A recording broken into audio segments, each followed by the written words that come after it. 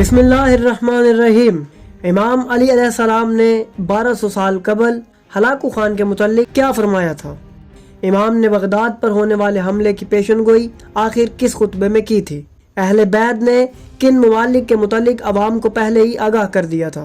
اگر آپ بھی انہی سب سوالات کے جوابات جاننا چاہتے ہیں تو جڑے رہیے ہمارے ساتھ اس ویڈیو میں۔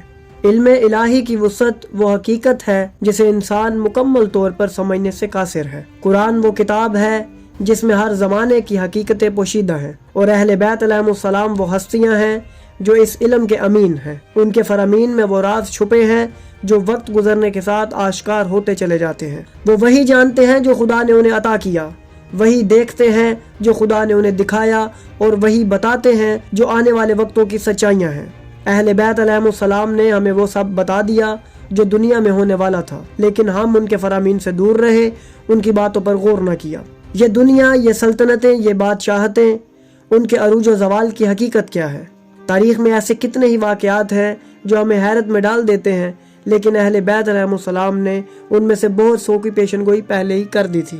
اگر ہم ان کے علم کو سمجھتے، اگر ہم ان کے فرامین پر غور کرتے تو شاید ہی ہمیں تاریخ کے دھارے کو بدلنے کی بصیرت ملتی۔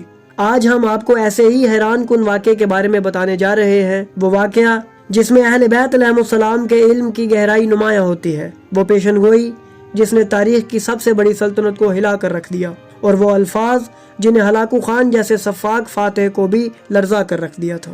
ہلاکو خان جس نے دنیا کی سب سے بڑی سلطنت کو تہس نہس کر دیا، اس کے قدم جب عراق کی سرزمین پر پہنچے تو ایک ایسی ہی پیشن گوئی اس کے سامنے آئی جس نے اس کے ارادے بدل دیے۔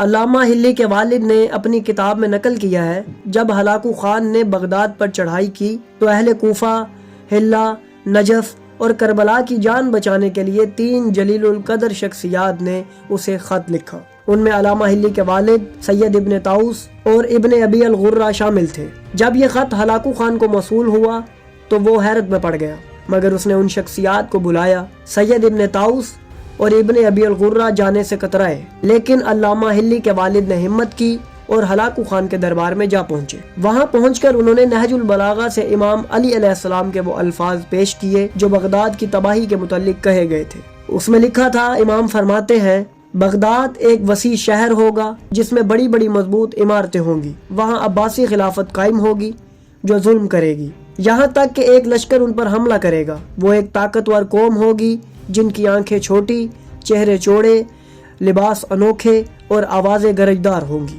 وہ ہر شہر کو روند ڈالیں گے، اور جو بھی ان کے مقابلے میں آئے گا وہ نیست و نابود ہو جائے گا۔ یہ الفاظ سن کر ہلاکو چونک گیا، کیونکہ امام علی علیہ السلام کی پیشن گوئی اس کے لشکر کے ہر ایک سپاہی پر صادق آ رہی تھی۔ ہلاکو خان نے اس وقت حکم جاری کیا کہ کوفہ، نجف، کربلا اور حلہ کے عوام کو قتل عام سے محفوظ رکھا جائے اور ان شہروں کو امان دے دی جائے، لیکن بغداد کا مقدر کچھ اور تھا۔ ہلاکو نے اپنی فوج کو بغداد پر حملہ کرنے کا حکم دیا اور آخری عباسی خلیفہ المستعصم باللہ کو عبرتناک انجام تک پہنچایا۔ ناظرین، یہ واقعہ اہل بیت علیہ السلام کے علم کی ایک جھلک ہے۔ نہج البلاغہ میں بے شمار مقامات پر امام علی علیہ السلام کے ایسے فرامین ملتے ہیں جو مستقبل کے پردے چاک کرتے ہیں۔